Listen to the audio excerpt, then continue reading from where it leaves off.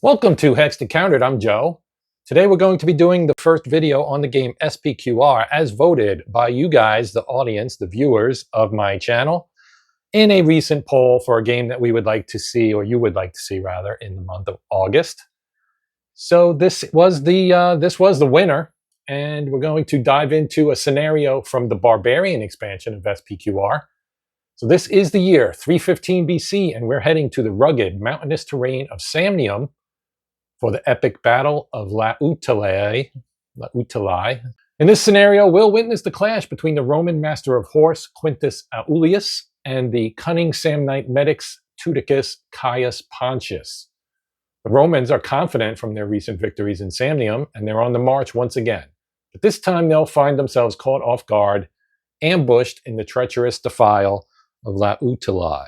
This battle is a true test of tactical prowess. The Romans are outnumbered, caught in a tight spot, and facing an enemy that knows the terrain like the back of their hand.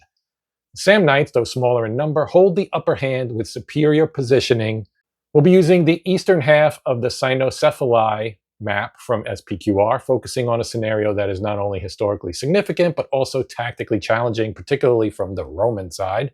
This is a relatively short half-map scenario that should take 2 to 3 hours of gameplay. Of course, we will probably not play the entire thing. The goal here is to show gameplay. All right, so let's set the stage. As you can see, the Romans are advancing through a narrow defile here. They're strung out in column formation, and they're completely unaware of the ambush that awaits them from the Samnites on the heights on either side. Although these guys are less on the heights, but we have level 1, level 2, or 3 rather. No, this is level 2, level 3, level 4, level 5, and level 6. So this is, as mentioned, mountainous and rugged terrain. So the Samnites are ready to attack from both sides and take full advantage of the terrain. The question that we will be facing is, can the Romans rally under pressure, or will the Samnites prove their dominance? Okay, so let's consider the strategic situation here. So obviously we've got the Samnites up here and over here as well. Our overall leader, Pontius, he is right here. And he has additional leaders with him. Statius here and Herminus here, or Herminus there. And then on the Roman side, our overall leader, Quintus Aulus, is right here. He's got the tribune Antonius here, tribune Cassius here, and then a praetori sociorum Platinus here, and Falco, who's the cavalry leader, back here. And as you can see, they're all strung out. Now, facing wise, they should all actually be turned around and be upside down, essentially. I elected to go with this so that you could actually read the counters a little bit easier. Here we have our sequence of play. So the way the great battles of history work in terms of activation for your leaders is you go in order of initiative, and you start at the lowest and go up. So as you can see, here is Pontius. So as you can see here, his command range is a 5. His initiative is a 4. The 1 is the number of line commands he can make. And the 0 is his charisma. He's got a strategy rating of 3. That is his name, of course, Pontius. He's got 3 stars, which is his elite initiative indicator. And that is the leader counter here. So we'll get into, hopefully, most of what all that means. Now, looking again at our Samnites here, you can see I actually have them facing. So one turned, rather. One thing to note for this particular series of games is you always face a vertex. So you're not facing a hex side, you're facing the vertex, or vertex right here. Okay, so they're all oriented facing basically this way. This helps determine if you're looking at a unit, like say this guy right here, these 2 hexes are his front. This one and this one would be flank, and these 2 would be rear. Very simple and straightforward. And it's important because that affects combat and other things with the unit. So, looking at their leaders, okay, so we know Pontius here has an initiative of 4. Statius here also has a 4. Now, the sides don't go based on anything like, who gets to go first or whatever. It's all determined by initiative. So you see 5 there for Hermanus. Now, on the Roman side, Aulus here has a 4. Our tribune is a 3. This tribune's a 3. And then we have a pair of 2s down. Well, Falco's also a 3. And Plautius here. Yes, Plautius. His is a 2. Okay, so as I mentioned, I don't have these guys facing the correct way. They would all be facing down, basically. They would be facing this vertex right here. The one that's pointing to the south, basically. This is west, east, north, south. Very straightforward. So they're marching their way through here, unaware that they're about to get jumped by the Samnites on either side. So in terms of special rules here for this particular scenario, they cannot issue a line command. And I'll get into a line command here in a moment, but there's basically 2 types of commands that leaders can issue.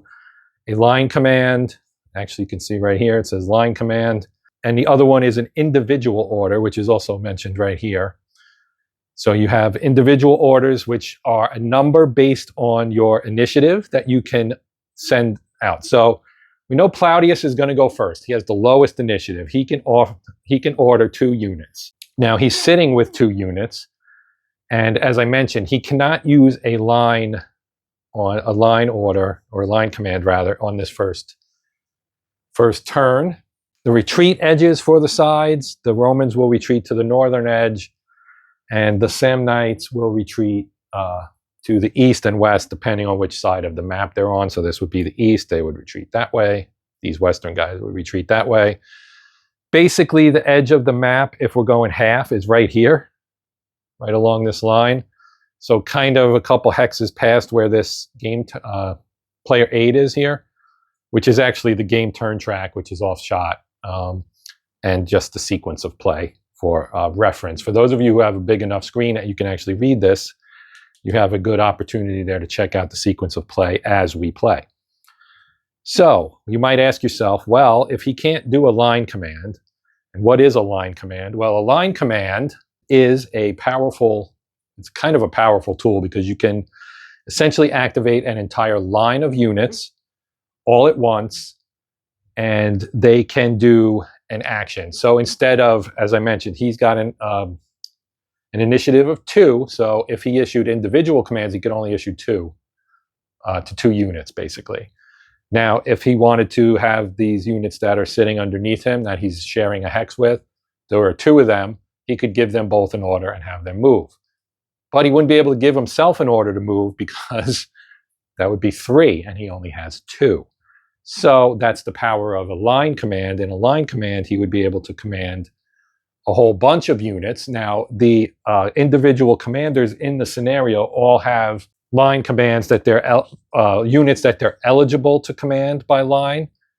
The Romans, for example, can order, it's basically by unit type, and some of them can be activated with a hex between them, so an open hex. Generally speaking, in many cases, you want your units adjacent to each other. Now, these guys are all kind of in a column-ish formation, but you could, in theory, if this wasn't the first turn, activate them to do a line command. But the Velites can be activated together. The Hastati and Ala cohorts, the allied cohorts, can also be activated in a line together. The Principes, along with, again, the Ala cohorts.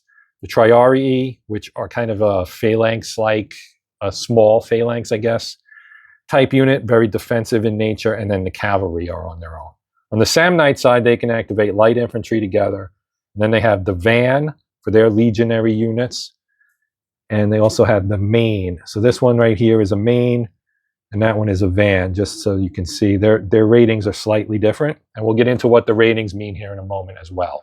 So let's take a look and see what our friend Plautius has with him here. So we can look at our unit counters here. So these, okay, so you can see here, and I've got them straightened out. There are 2 cohorts here. So at the top, you have A//V. The V is the 5th Legion. And then you see F and E and F. So those are just kind of basically the numbers, the identifiers for the specific units, right? Now, as far as what the numbers and everything mean on here, the J in the circle indicates that they are javelin equipped. So along with that, you have the red 3 there. That is their size. So the yellow 3 and the red square, that is their size. LG indicates that it is a legionary unit. The 6 there at the bottom is their troop quality, which is very important. And then the 5 is their movement allowance, and that just indicates how many movement points they have. So because of the terrain in this particular scenario being somewhat rugged and on various levels, there'll be some additional costs to moving as opposed to just regular 1. Because the terrain itself is actually clear. It's just you have elevation to deal with. So what can he do with his activation here? He can pass, which is a strategic decision you can, of course, make. He could also activate himself and one of his units and move, which maybe would be something to do. I'm not really sure. If we wanted to try and form up a line or something like that, that might not be a bad use of his activation. So just to kind of show what an individual order activation is. So let's say he activates himself and he activates cohort F here. And he has a movement of 9, and the unit, as we know, has a movement of 5. Now, we don't want to move too far out, because the idea is we want to kind of spread it out and make a line.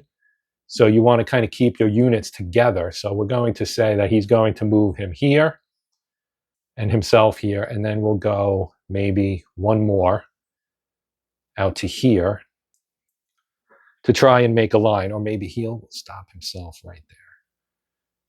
And then once he's done with that, since they can't do any combat, they are javelin equipped, but the javelins do not have the range to touch anything up here, not to mention these guys are uphill. So that's really only 1 movement point for him and 2 for him. I have no idea if this is actually a good move or not. I'm just trying to demonstrate how the game works a little bit. So you flip him to his finished side once he's done. I'll do that at the end here, because we actually have more Roman commanders who are going to get to go. We have Falco back here with the cavalry. We have Cassius here, and we have Antonius here as well. So I think what we'll do is we will take our cavalry. It's just one piece here, and there's more cavalry up in the front of the line. But let's spin our cavalry out in this direction. So he's got 3, and he's only got 1 unit with him, so he can activate them, and they'll go 1, 2, 3,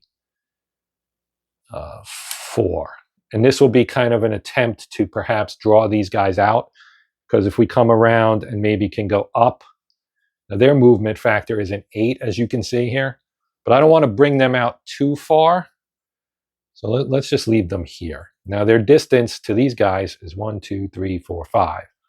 Or 1, 2, 3, 4, 5. So it's 5 away either way. So now we can see, and we're going to turn them to face the actual way that they're facing. So they're facing south right now. So I'm just going to turn these guys to face south. And I will, in fact, flip him to finished. Why not? We'll do that. Now, we can do this because all of these are tied. And now, normally, if you had a tie between the 2 sides, you would roll to see which side gets to use their. And we'll get that when we get up here to Aulus, who has a 4, as well as both Pontius and Statius also have a 4. So those 3 guys will be tied. We'll roll the die here. It's a D10. That's the standard die that comes with the game. We'll roll the die to see who gets to go first. So these 2 guys are done. Let me just flip this over. All right. Now we have Cassius here. Now he's sitting in with Triarii. Now the Triarii rule for this particular scenario is, normally they have a rule. So this is this rule right here, Roman Triarii tactical discipline. So basically they kind of are set in place because of their doctrine. And you can see here for Rome, doctrine was the equivalent of unassailable dogma. But the special rule for this scenario suspends this, so they actually can move. So typically they can't move until some conditions are met, such as an enemy getting within 3 hexes or something along, that and a couple other things can make them be movable. So he's got 1 here, and his command is a 3, so he can actually do 3. So he's got two in front of him, 2 behind him, and 1 with him. So what we could do is just say he's going to activate these 2, and their movement factor is a 4. So he's just going to spin these out and make a line. So that's 2, and then he'll take this one here and go 1, 2 as well to make a line. And then he himself will stay where he was, but we'll mark him as finished. And then I'm going to turn all these guys around so that they're facing south to keep our unit facing in mind, because once we crash into the enemy, facing will become important. For now, for demonstration purposes, I had them lined up incorrectly, only so that they were more easily readable. But if you can read upside down, one thing you may note here is that all of these are Triarii, but this one has a troop quality of 6, as does that one, and these other ones all here have 7. So there is some variance or variability in some of your unit ratings. Okay. So again, these guys are somewhat similar to an old phalanx. They're kind of a vestigial remnant of that particular philosophy, which of course is still being used at this time by Carthage and some of the other Greek and Macedonian areas, but not in Rome. They have this kind of leftover of it. The phalanx in this game is actually a double wide counter. So it would be, like 2 of these together, kind of like that, thick. Big rectangle, basically. All right, so now he's done. Now we have 1 more 3, and that is our boy Antonius up here. And for the game, they actually, for these guys, they give them like just generic names. This isn't supposed to be like a historical person, although there were plenty of Antoniuses running around during the Roman Republic and the Roman Empire. And now I forget where he was. I think he was he here? I think he was here. Well, he's there now, and that's because again, I'm not playing this completely seriously. This is more of a just kind of demonstration, right? So he's got a command of 3 as well. He's got 1, 2 units underneath him. The unit he has with him are Hastati. So you can see that they have javelins as well. It's a legionary unit. They have troop quality of 6 and 5 movement points. And he has 2 of them along with himself. And he's got 2 Hastati in front of him. And behind him, he's got a couple of, he's actually got 4 Principes there. So in terms of what those units are, here in the rule book, you get a really nice list of what everything is, right? So the Velites are your front line. They're the skirmishers. And so if we look here, we've got Velites spread out in front here with some cavalry right behind them. And then, of course, our overall commander is there as well. Then you've got the Hastati, which are the second line of troops with light body armor and the highly identified Roman shield or scutum of the period. Then the Principes, which is what we were just looking at. This is the third line in the Manipular Legion. So a Manipular Legion is just the name of a legion of basically 2 centuries, I believe. That would be 200 troops. The best troops from the highest class. They were essentially armed in similar fashion to the Hastati. So the Hastati were equipped with the gladius, which is the famous Roman sword or Spanish sword. It was a particularly effective weapon, as you might be able to see right there. It is capable of causing grievous wounds. Then you've got the Triarii. As I said, it's a vestigial remnant of the old defensive style phalanx. The Ally Sociorum, or the wings of the allies. And then what else? I think, yeah, well, these are the main ones we have with us. We have the Velites, the Hastati, the Principes, the Triarii are all with the Roman Legion. The enemy, well, here's some Roman cavalry over here as well. We also have those. I forgot about those. The Roman cavalry, including that of the ally, was in terms of weapons and armament more heavy than light, in that they copied much from the Greek era. Basically, to spare you listening to me read it, their quality wasn't quite up to snuff. The Romans weren't great with cavalry. So they have it, and it's useful, but it's not like a really powerful cavalry unit. All right, so back to the matter at hand, and that is Antonius here, and what is he going to do? So let's have him spread out some of his men as well. So he'll activate the men, his three of his hastati here. So we'll send one this way, and we're going to face them like actually we'll face them this way. Well, no, let's face them that way. So he'll move one there, he'll move another one like that, and he'll move a third one like that. And then he himself will not move, but he will get marked as finished, and he will just be like that. So the people I haven't moved actually are not turned yet, as you can probably see. So now we reached a point where we have our overall commander is the only one left for the Roman commanders. And then on the Samnite side, we have their overall commander and Statius here are both 4s, and then Herminus is, or Herminius, I think it's Herminius. These are hard to read. These counters are small. Herenius, sorry, I'm calling them by the wrong name. Herminius was like a German, I believe. Herman the German. So, yeah, Herenius there, or Horenius rather. So we have to roll to see, and I'll roll once for the Romans. And they get a 4, and now we'll roll for the Samnites, and they get a 5, which gives them the edge here. So they can choose to activate either Pontius or Statius. Now Pontius is our overall commander, and he's got one of the legionary type heavy cavalry with him, but we don't necessarily want to use that just yet.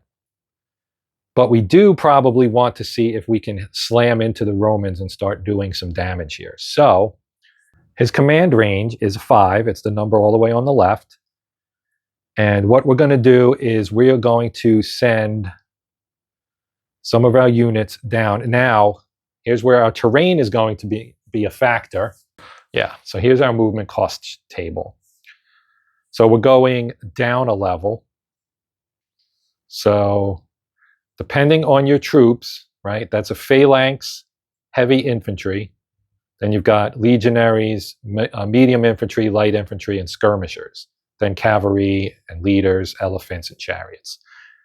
Chariots, I believe in Barbarian, if I remember correctly from what I read, are simply transports. They have no combat capability whatsoever. But, so we've got a couple of legionary units here, and a couple of light infantry, if we wanted to kind of move these 4, let's say, or maybe move these 4 legionaries, because they have a movement factor of 5 and 6 respectively. So going down a level for legionaries does not cost you any movement points. So basically you can have, you can lose cohesion. So if you went up a level, let's say, +1 per level, for your various unit types. These are cohesion penalties to enter or cross. So you can take cohesion hits, which of course, once your cohesion hits equal or surpass your troop quality, that's when your men run away. That's when they rout. Let's march these guys down. So he's going to use his 4 points, and he's going to activate, let's take these 2 legionaries. So these guys are main legionaries there. As you can see, it's A and B. And we're going to take them, and they're going to go 1, 2, 3. And they're going to stop right here, and they're going to be facing like this. Now, these guys are technically facing this way, as are these guys. He's moved 2 of those down there, and now we're going to move our light infantry. 1, 2. They can go 1, 2, 3, 4. And these guys can go 1, 2, 3. And they're both kind of facing like this. So now they are front, or actually flank. They're flanked to Aulus here, and they're also and these guys are flanked to this stack here of legionaries. Okay, so let's have a brief digression here. So these guys are equipped with javelins. They're not.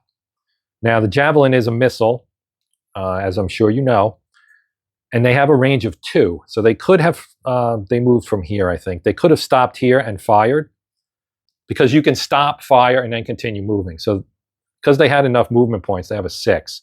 So they're going to fire with javelins at our hex here, which contains, of course, a legionary unit and our overall commander, Quintus Aulus. And that will set up, and then because they're here, they can also do shock combat, which is kind of like a melee combat, right? It's close combat. Okay, so the foot javelin does actually not get a movement fire DRM because of the type of, there's a design note that says they don't take the penalty because they're moving as part of them throwing the javelin. So they need a 5 to hit. So we roll and they get a 0, which in this game is a 0, not a 10. So it is less than 5. So if you roll equal or less to, it's a hit. The target takes 1 cohesion hit. Now, because it's a 0, we also have to check, because Aulus is a leader, you have a leader check to see if he gets, pretty sure anyway, that he gets checked to see if he's a casualty. So yes, rule 8.19, if there is a leader in the hex fired at and the unmodified missile fire DR is a 0, there's a possibility the leader has been hit. Roll the die again. If the die roll is 1 to 9, nothing's happened. If it's 10, the leader has suffered a casualty. We'll roll, and if we roll another 0, then he's got a casualty. And it's a 1, so he does not, but it was close. So they get a 1 cohesion hit, and there are markers for that. And it's just a numerical counter. As you can see, it's got a 1 on one side and a 2 on the other side. It is not clipped. I did clip a lot of these, but not that one. They were together, I think. Butterfingers, man. All right, so they get a +1 or a 1 cohesion hit. Now, because they are going to go into close combat, they get a missile no marker. So we put that on them. We're going to shock attack this hex right here. And since they're stacked, they have to attack together. So that is a legionary unit, as we just saw. An attacker with position superiority, or 1 unit that is attacking any unit in column, is attack superior. Okay, and then you would roll on your CRT column, right? So we have a 9, and we double the defender's results because we are attacker superior. So we're in column 9 here. So let's roll our die.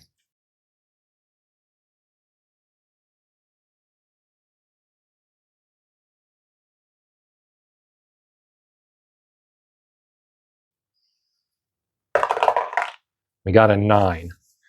So 9, 9 is 2, 4. So that's a great result. So that's two cohesion hits to the attacker and 4 to the defender.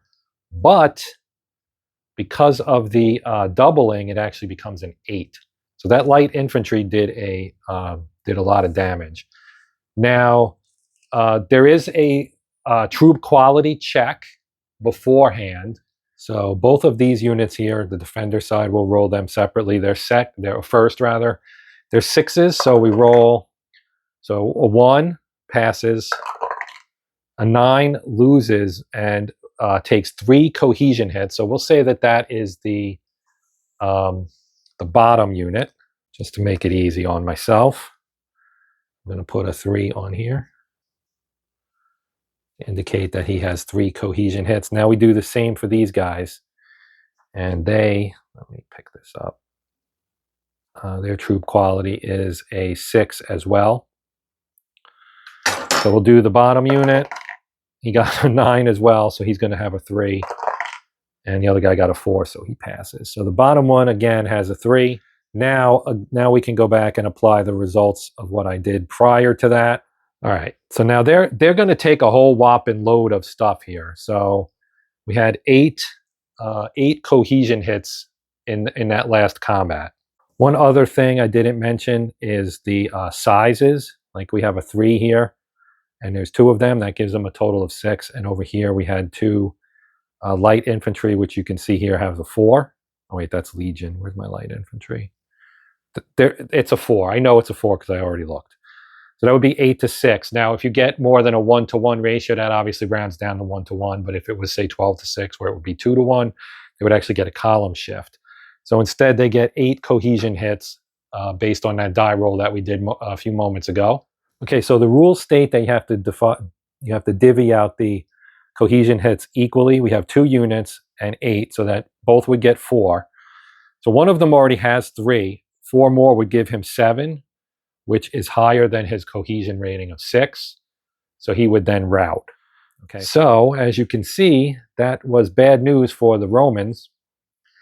Now, because this guy routed, and I didn't talk about this during scenario setup, and I should have, both sides have a level of routing to win the game. And so here's victory. Size and troop quality. The Samnites have 18 units with a size of 72, 119 route points. Okay, so Samnite army withdraws when units with route points totaling at least 60 have been eliminated. Roman army withdraws when units with route points totaling at least 85 have been eliminated. And I'm not keeping complete track of this because I'm not planning to play the whole scenario. This is again for demonstration purposes of the my attempt at the full shebang here of the rules. I lean more towards the simple Great Battles of History because it's a little simpler, as the name indicates. There's just less overhead.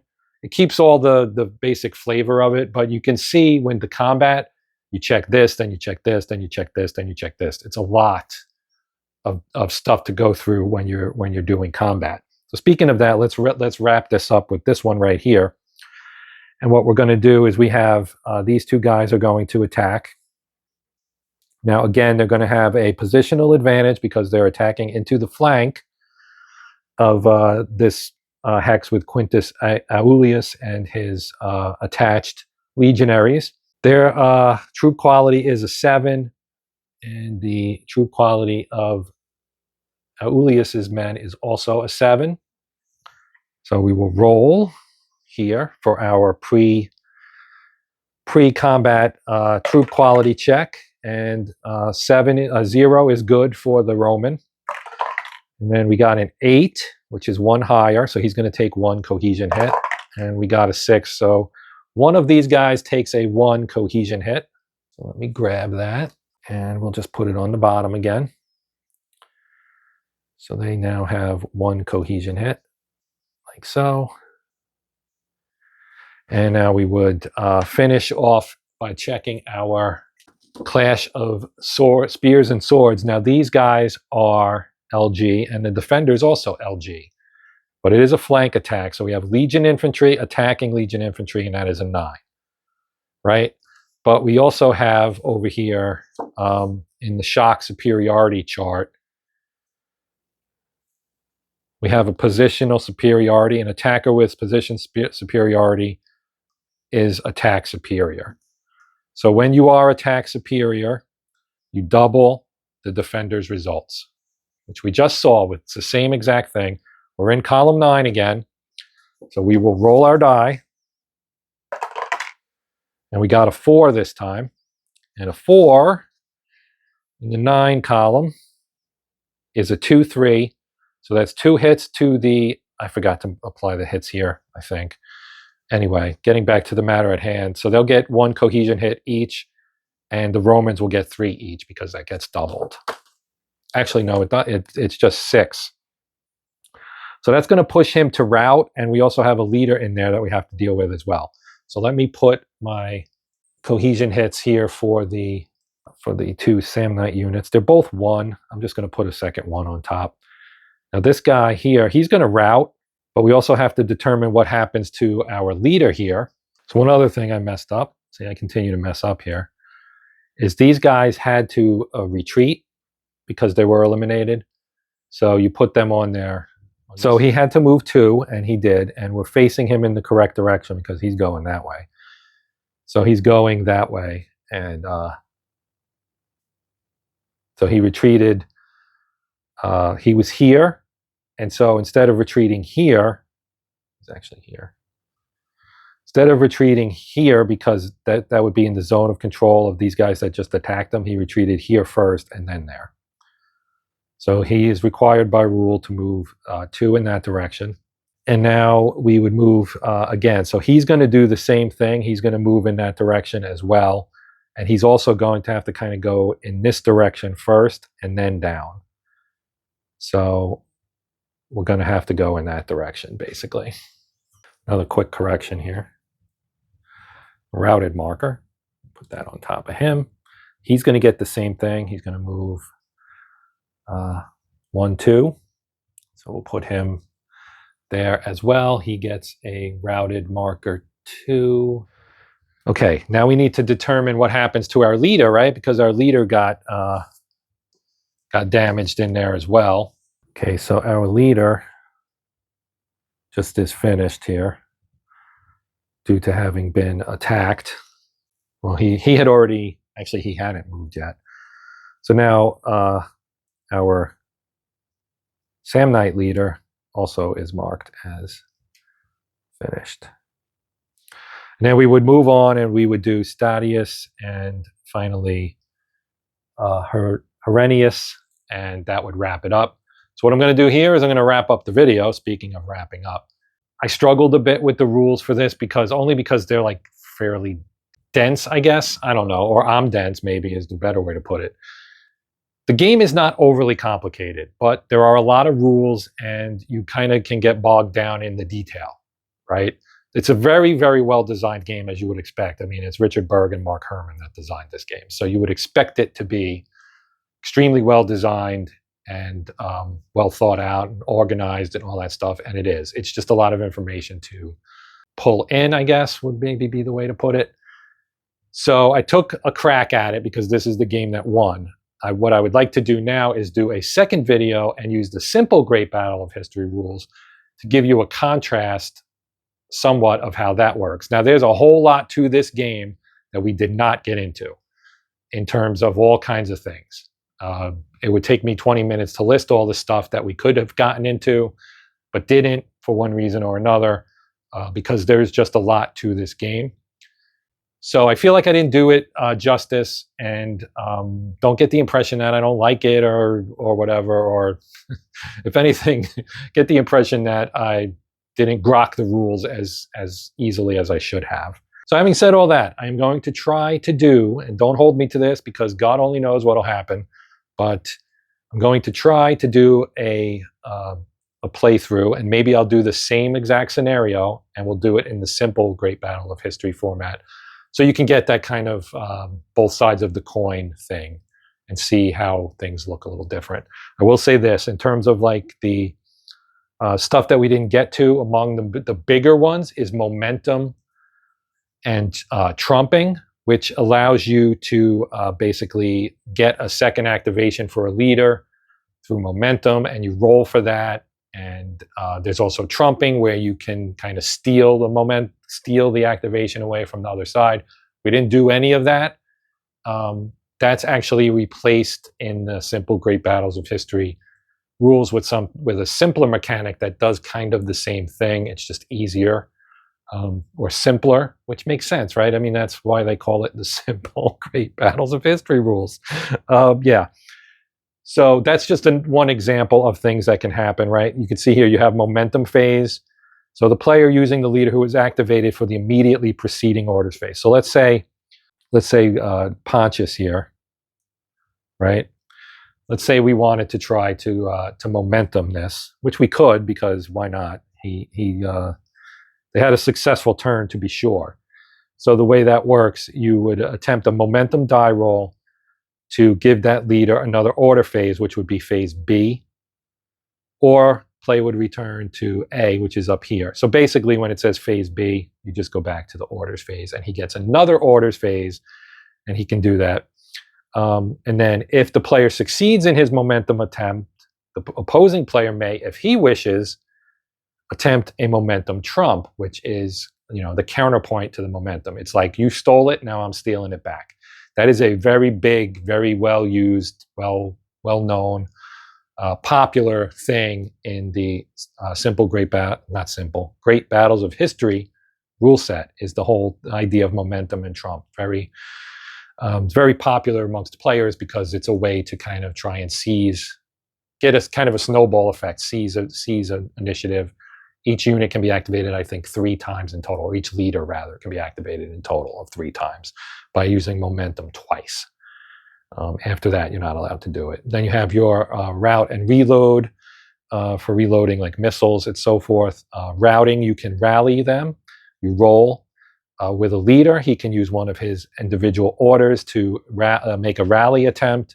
He would have to roll basically a 1 or a 0 to rally this unit, and then this unit would get flipped over to its rallied side, and that's how that unit can save itself. Otherwise, it's going to continue to move towards the map edge and eventually be considered to be eliminated, and then you lose your points.